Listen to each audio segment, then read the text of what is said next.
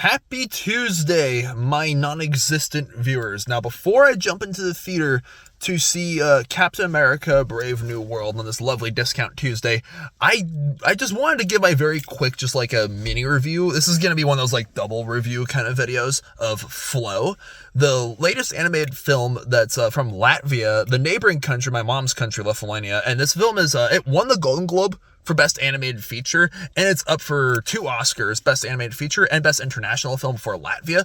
And I finally got watching it on Amazon last night, and yeah, I gotta say, believe the hype if you haven't seen it yet. It's a beautiful film. There's no dialogue, kind of like the Genndy Tartakovsky show Primal, but it's a lot more like family friendly than that show is. Yeah, like this film follows like a cat, and this cute little kitten gets stranded by this massive floods, a post-apocalyptic wasteland. Like and the cat like is rescued on a boat with a secretary bird, a capybara, a dog, and a ring-tailed lemur, and they have to learn how to live together and find community in this like post-apocalyptic wasteland that's been flooded. This film is like, it's kind of like a better version of Waterworld, that one Kevin Costner movie that was like, that bombed horrendously in the 90s. And this film is like, the animation is absolutely stunning.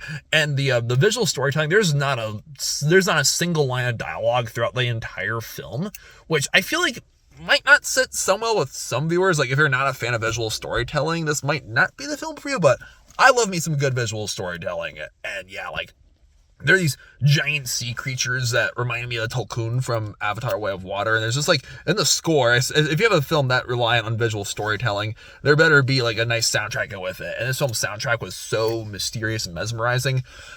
I'm still rooting for The Wild Robot to win the Oscar for Best Animated Feature, but if Flow wins over The Wild Robot, or if it wins Best Intern, I wouldn't be upset if this film won, because it already won the Golden Globe. I wouldn't be upset if it won the Oscar for Best Animated Feature. I think it'd be super neat if The Wild Robot won that Oscar and Flow wins the Best International Film Oscar. That's just my speculation. Like I wouldn't be mad either way. You know, as long as it doesn't go to like a Disney property. Anyways, there you guys have it. My little quick review of Flow. Definitely, if you have Amazon, check it out, seriously. I'm giving it an 8 out of 9 stars. It's a fantastic film.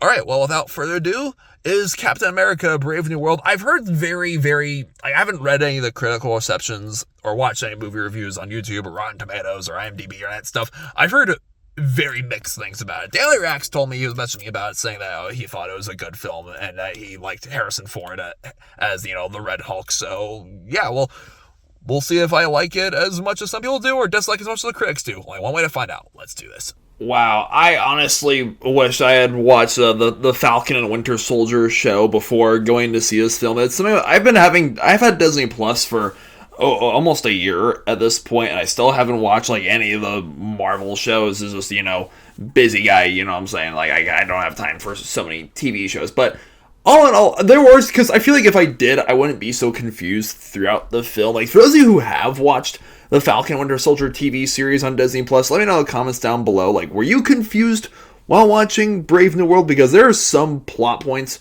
and some dialogue in this film where I'm just like, that doesn't make any sense. Or I was confused, or I was like, is this really leading to anywhere? This film's like an hour and a half. This film's like almost 2 hours, a little under 2 hours, right? And the pacing was just like very, kind of stiff in a few scenes.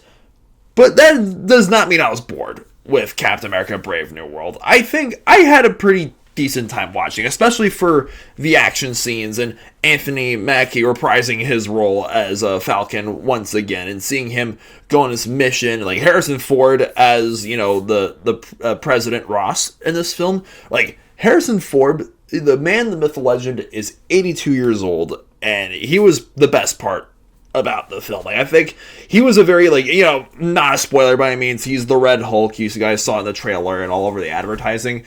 Like, yeah, his character was definitely the most, complex, which I think is really interesting because, the MCU takes place in an alternate timeline of our world where, superheroes exist, and obviously, I guess President Biden or Trump or Obama never exist in this world either, so now, therefore, there's a lot of, real themes throughout the MCU that mirror our our world, even though it's like still the same universe, just one has superheroes and aliens and monsters and whatnot, and the other doesn't.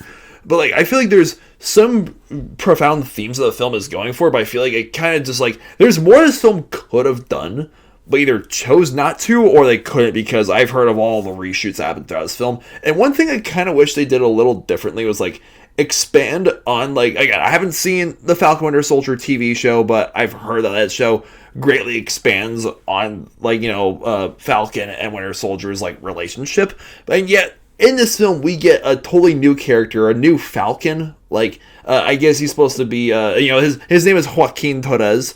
I like the character. I thought he was charismatic, and the actor who played him did a pretty solid job in doing so. And like, he brings a charisma, and he's again well choreographed action scenes for sure. But I just feel like could we have just gotten him in a different movie? I don't know. This time he just seemed a little out of place. Again, some of the dialogue in this film is fairly stiff, and I was like, why give Falcon an apprentice when you could like expand on his friendship with Bucky? I don't know, maybe that's just me. Like there's a lot of things in the film that don't make a ton of sense, but overall, I had a pretty decent time watching, Captain America: Brave New World, and I think it's, here's my thing with like MCU movies nowadays. This is not a hot take. I definitely think the franchise has passed its golden age. It hit its peak with Endgame. It's kind of been going downhill from here. We've had some gems. I don't hate like some of the new Marvel movies as much as like a lot of other people do nowadays. I just think, they're just mediocre compared to their predecessors. Like, it's good as a superhero movie, but just mediocre when you take into consideration what the franchise used to be. But overall, Captain America: Brave New World, if you're someone who wants to see, like, the story continue, I think I would suggest giving it a chance. Like, I'm giving Captain America: Brave New World a 6 out of 9 stars. Despite its issues, it is a likable film, in my opinion at least. If you have seen Captain America: Brave New World, what did you think about it? Did you think it was great, garbage, just okay, or did you like it, dislike it? Let me know in the comments down below. And if you've seen Flow, please let me know in the comments down below. That rhymed. I'm a poet, I didn't know it. Whether you thought it was, you think it's deserving of the accolades that it's receiving or being nominated for or not. Let me know in the comments and subscribe to this channel, please. You guys have a good night and stay beastly.